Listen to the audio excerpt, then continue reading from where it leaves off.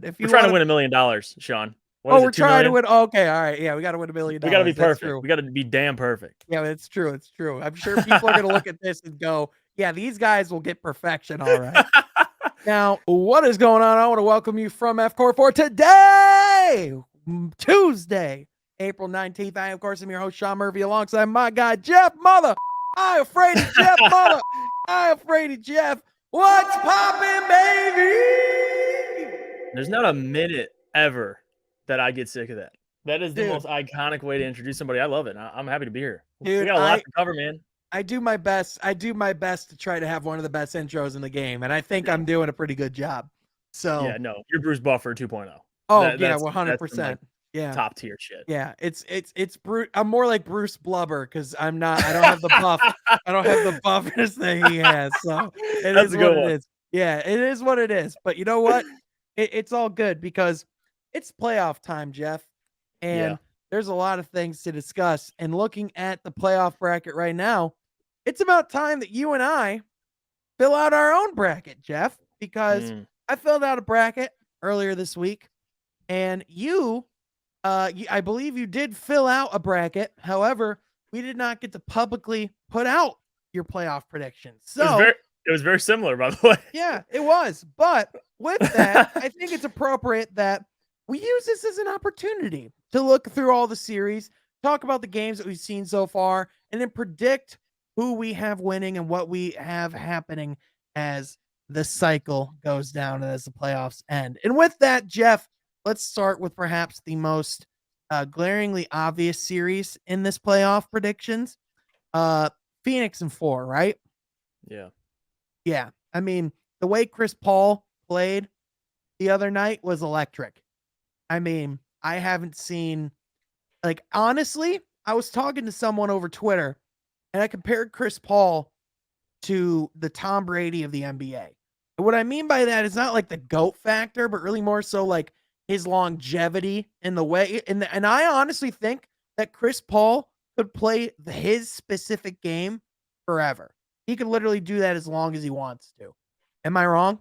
No, you're not wrong. I think longevity of, well, listen, he does get injured a lot. We got to note that, especially timely injuries. Like everyone, you can't forget last year in the finals when Chris Paul missed that game due to the wrist injury and they lost.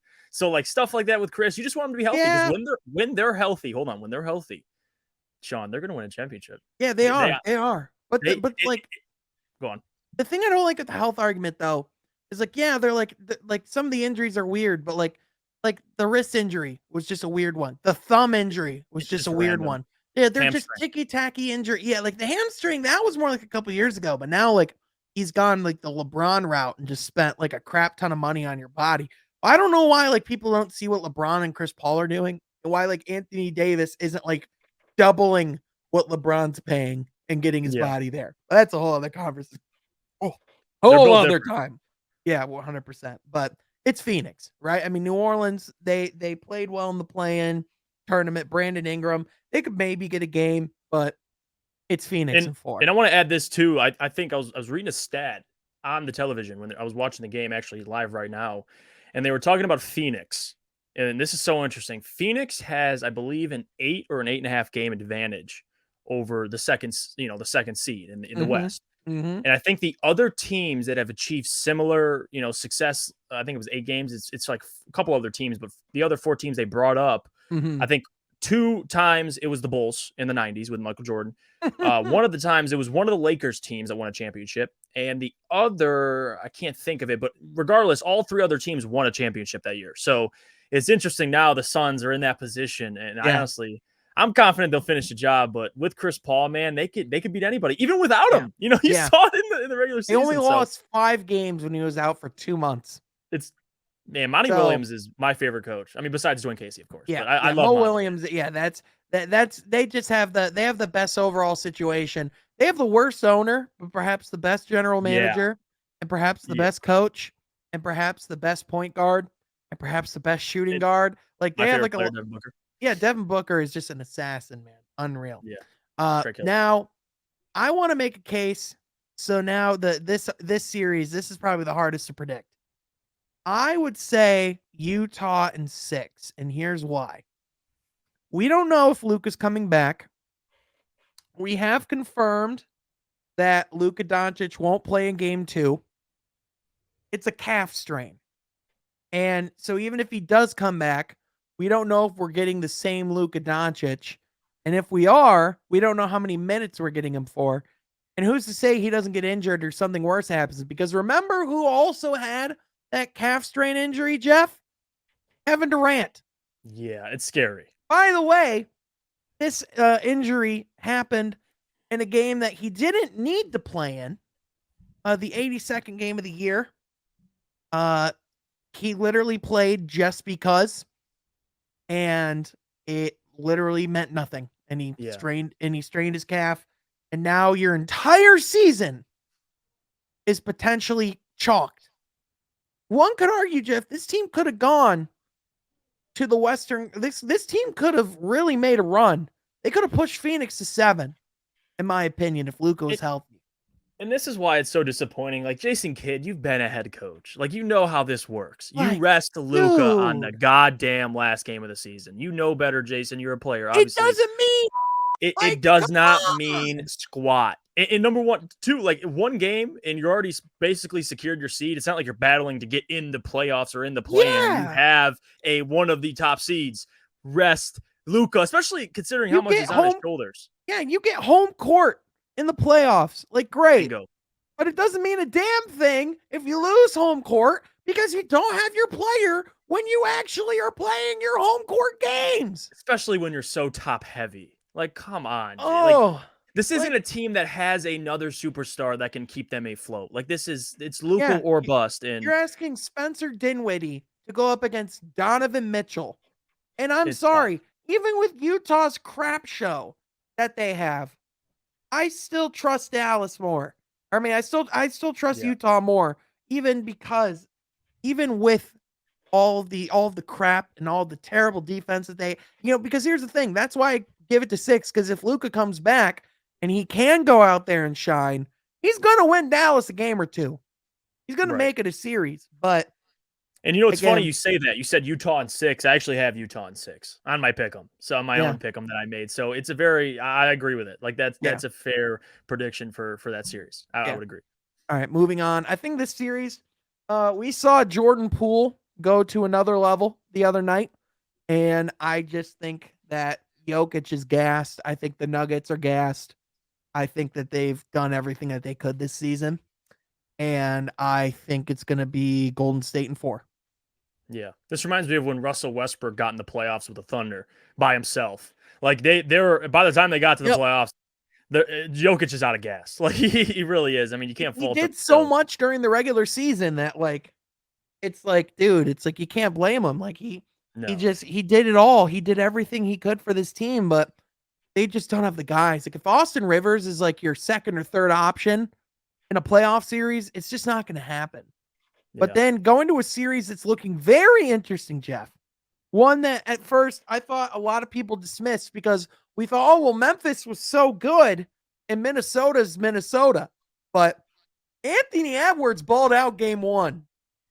Mm-hmm. Patrick Beverley was very valuable for this team. John Morant played a great game. Jaren Jackson Jr. didn't. A lot of guys on that Memphis team didn't, in fact. This series is not looking as decisive as it once did. Jeff? You know what, though? Real quickly, coming into this series, I think this is probably one of the hardest. Like, I'm a big fan of Memphis, but again, guys, like people forget, both of these teams aren't experienced in the playoffs. So, like, it is a 2 seed versus 7 seed, but when you look at the talent, like Anthony Edwards, he's coming into his own, and he really is. Just to drop 36, 38, whatever it was, 38 in his debut in the playoffs, like he's something, man. And he's probably going to be in the next couple of years. He's going to be damn near a 30-point a game score. Like he's that good talented. I was hearing people compare him to Michael Jordan if he had 15, 20 pounds to his body, which I like with the way he attacks the rim.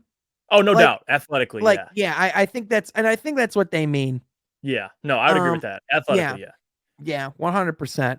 And it's one of those things where, like it's, again, you kind of just go, ugh, like, I don't like that. Like, I don't know why we're making this comparison, But yeah, I think Memphis wins this in 6 or 7. Yeah, I But would agree. I would probably agree with you as well. Like Karl Anthony Towns, the problem I have with Karl Anthony Towns is when he's on, but when he's off.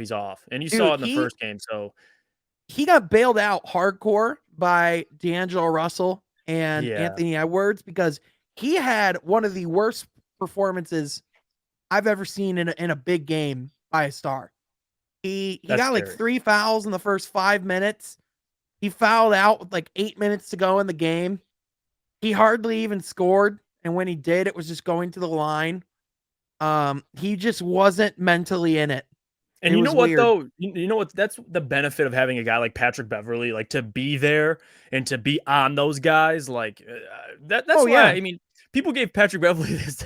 Everyone gives him so much shit for the celebration after the win in the play-in, and I honestly would agree with that as well. But Patrick Beverly, like if you know what he's about and what Mm-hmm. he represents, like that win over the Clippers, now going into the playoffs, like every game is Game 7 to Patrick Beverly, and I respect Mm-hmm. that. So I think Minnesota's a sleeper, but I'm still going to take Memphis at the end of the day. Yeah, absolutely. And it's hard not to it's hard not to take Memphis just because Ja, my God. Ja Ja he literally is Allen Iverson. Like Yeah. just the way that he plays. It's insane. Yeah, Like like, what do he you have, close to 20 free throws last game? Oh yeah. Oh yeah. Ridiculous. Like, he gets I mean, the guy has what did he out of all guards, he had the most points in the paint, if I'm not mistaken. Yeah. Guy is yeah, he just gotta some of the time when he's going at the rim, I worry because when he's up in the air, he seems to have that Russell Westbrook-esque, like, I don't give a flying F where I land. And I just hope in a couple of years he doesn't, Mhm. that doesn't lead to any injuries. But Ja's exciting to watch. He really Yeah, is. if he could just if his ankles could not die, I would prefer that. Yeah, But yeah, prefer. moving on. I don't even think this is a conversation. I think Phoenix clowns Utah, and I think this is the final games of Rudy Gobert and Donovan Mitchell together. So we have the Suns going like Lakers with Kobe, Shaq-esque, undefeated. They're already 8-0 Do you to trust start the the playoffs. Jazz to be able to beat the Suns one No. time? Well, I mean, maybe one, but again, no. I mean, I'm not going to sit here. But again, Yeah, no. I'm not going to sit with it back and forth with you and argue for the Jazz. No way in hell. So is there anything that you would change? Like you're not arguing with my thesis here. You're going with Suns and I 4 mean, with if I me. had to bet money on it, probably I think by now they have one loss, but either to New Orleans or Utah. I don't think New Orleans beats them, so yeah, maybe We'll Utah go steals a Phoenix. game. If you want to They be a take the game. baby, we'll go Phoenix in 5. I understand. If We're you trying want to to win $1 million, Sean. What Oh, is we're it, 2 trying to million? win. Okay, all right. Yeah, we got to win $1 million. We got to be That's perfect. true. We got to be damn perfect. Yeah, it's true. It's true. I'm sure people are going to look at this and go, "Yeah, these guys will get perfection all right." Now, this series is going to be interesting because I'm not going to lie to you, Jeff. My biggest flaw with the Warriors going into the playoffs was there's no way that they could just click without having any games together. They just clicked without having any games together.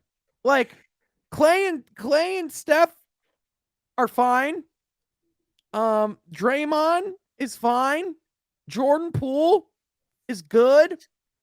Wiggins did his job. He's like Harrison Barnes with like a little more athleticism.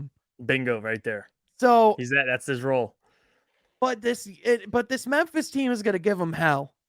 I think this could go 7, but I think if they're dueling it out, I 6. picture Steph Curry making a big shot, man. Yeah, I would honestly. I would probably have Golden State winning this series as well. I'm excited though. Golden State. I know we've been talking about them on this podcast, and I've been talking about them for, ever since we really started recording. I was talking about even when Clay was injured coming back. We were talking about how he'd be, and I just thought this is one of the only teams that I've ever seen that I get the chemistry is there. Everybody, they're going to be just fine. I mean, Memphis is a damn good team. I mean, if it does go 7, which it probably will go deep, I got Golden State winning just because of the experience. I mean, that's really what it comes down to. Also, the thing that's crazy is Clay. I mean, Draymond. He knows everyone on that team like a book. He knows where they want to be. He knows their tendencies. He knows like what they're looking for. And so, like, honestly, he's the conductor. He's the thing that makes that ship run. Yeah. And you so and you got Spartan Dogs going at it. You got Jaren Jackson Jr. and Draymond Green, so that's going to be exciting. Jaren Jackson, man, I mean, he had like 7 blocks the other night, so this is going to be an exciting series right there. Yeah, but ultimately, I think Memphis is like a year away from being a true contender. I think next year it can be they can get to the finals next year, in my opinion. But then Phoenix and Golden State, I'd have Phoenix winning in 6. I think I think Golden State would give them a lot of issues. I think it's a good matchup for them perimeter wise, and I think that Phoenix would have a hard time with them from the perimeter standpoint. But I think Phoenix is just too good all around. I think this team is just destined to get back to the finals. And I think at the end of the day, this team's too deep. Defensively, they're just versatile. I think they're going to give the Warriors a hell of a lot of trouble on the interior.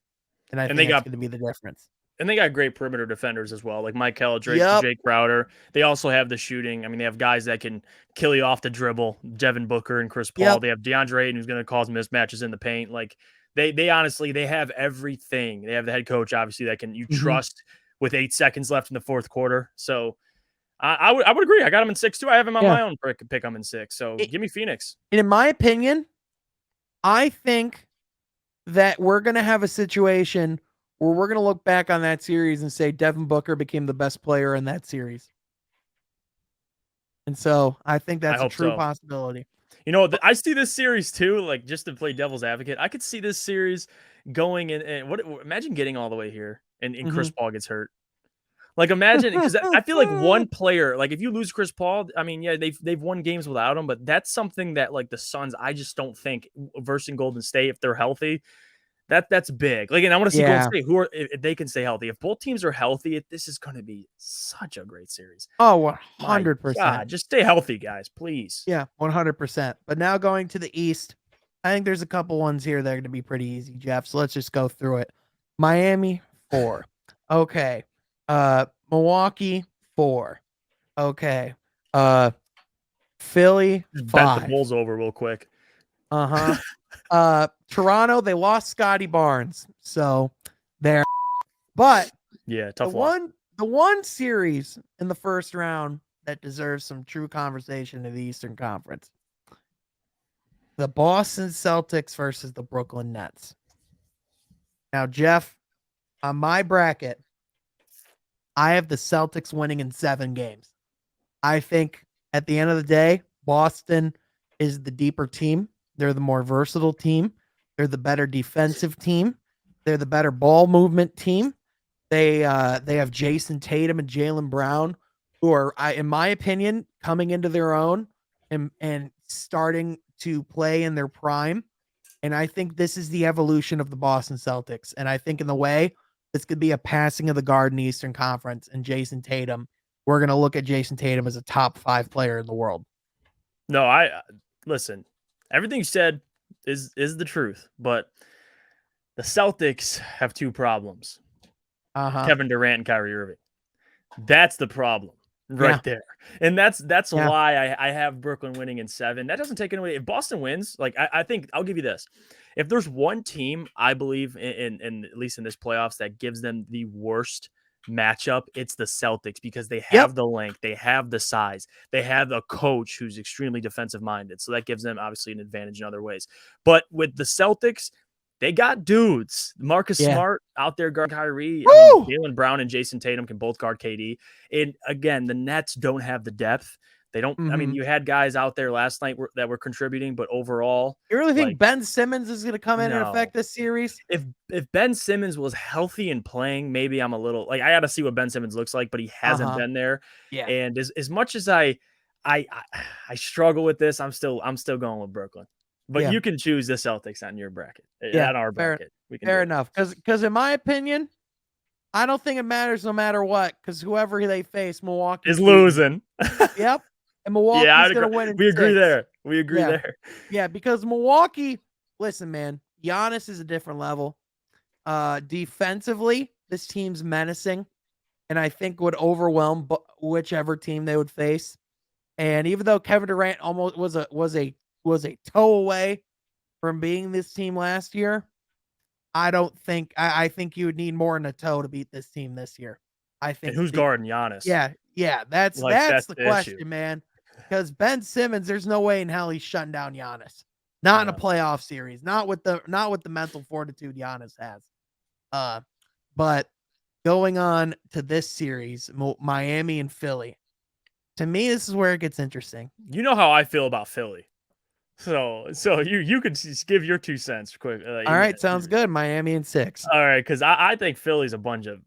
Listen, I love Choke job. I love Joel and obviously James. They're fun to watch. But if we're picking who's going to win deep in the playoffs, maybe it's good the 76ers don't have the shining, the light on them. Maybe it's good because no one's really been talking about the 76ers. And usually when James Harden is the center of attention, things go bad. And they won. They defeated the Raptors. I actually had that. I thought that series before it started would go way longer than it looked. Maybe, maybe I'll get my mind changed. But Philly, just something tells me like once they face Miami, they're going to get exposed. Like James is going to they're going to go after James, man. I've had this take for a while. And I've kind of wanted to sit on it and wait for the right time to say it. And I think this is the right time to say it. The Philadelphia 76ers peaked on deadline day. The roster was at its best in fantasy land. It never reached that on the court. It quite frankly, it hasn't been jack when they've played together. And the reason why is because that the James Harden that they were trading for isn't the James Harden that they got. Yeah. And with reports are true, Kevin Durant was bamboozled or felt bamboozled and was blown away by how sluggish he was and how gone his speed was. But like the guy's in his like early 30s. I think he's having a very Russell Westbrook like decline. And Philly is kind of in this uncomfortable spot where they're going to have to give that guy $250 million. And so that's fun. You know what's tough too, like with James? I don't know if there was a misunderstanding with what his role would be, but Philly traded for you to play like you did in Houston. Joel's the man, but James has to be damn near 30 points a game. Like he is playing like he was in Brooklyn. Like he's passive. He's like, here, guys, I'm the point guard. No, James. Joel needs you to drop 30. Like if he's not, if Joel can't get to the free throw line, somebody's gotta. So hopefully, we'll see with James Harden. But yeah, to your point, like I agree with you, man. The Philadelphia 76ers, like if you got Doc Rivers already floating around for head coaching gigs, like I mean, it's a disaster over there. It really is. But you know what? I like Joel though. He's entertaining. Yeah, he definitely is. Now moving on to the Eastern Conference Finals, as you can see, I already put the Bucks in the finals. So why is Miami not a legitimate threat for the finals? And why is it that we're not even going to have a debate because we don't take them seriously? And you gave them one game. I gave them one. I'll give Kyle Lowry taking charges one basketball game. You know what? I think Miami's going to shock you a little bit. I think they maybe could get. I mean, who knows? But I think Miami, they have the experience. They do. They did it. They literally, you're right. They could do it in a bubble when they did it in a bubble.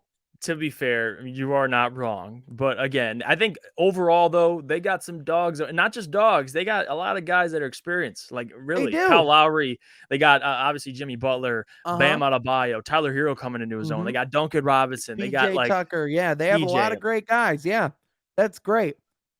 PJ against the Bucks. How many of those guys compare to Giannis?